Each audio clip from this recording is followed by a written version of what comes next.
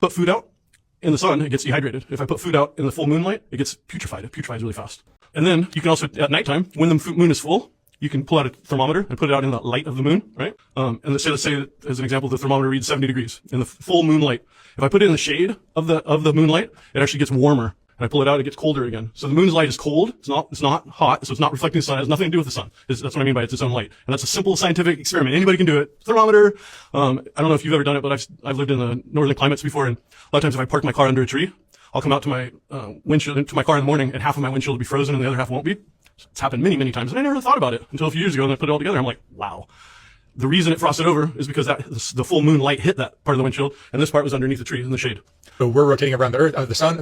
Exactly. I'm proposing to you that the sun and the moon are moving around us, just like it looks like. They are the same size, not 400 miles further, bigger and 400 times further apart. It's very much the same. The sun, and astrologically speaking, I think the moon has just as much of an impact as the sun on us. One is our conscious side, one is our unconscious side.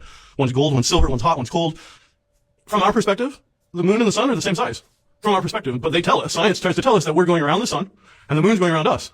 It looks like, and from our experience, it looks like the sun and the moon are different. They're the exact same size. They have power. We can feel their power. Like if you believe in astrology at all, like all of our ancestors have always believed it.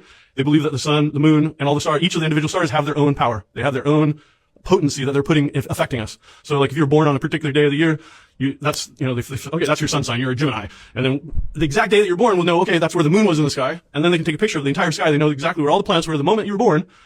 And that's going to impact your entire life. All of our ancestors said the sun is masculine, the moon's feminine. I mean, we just go on and on and on. And it makes sense. Like if you see the world like that, everything starts clicking. Like all these weird questions that we have from our perspective, from our society are all, basically they're all science questions. They're like, well, if we this and that, then, and then you come up with all these weird questions. But if you just see the earth as simple, that's how I see it. It's just very simple. Basically what it boils down to is the sun is not the center of our galaxy. We are.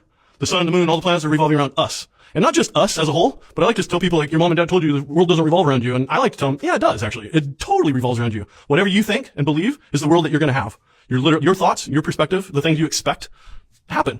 We live in a magical universe.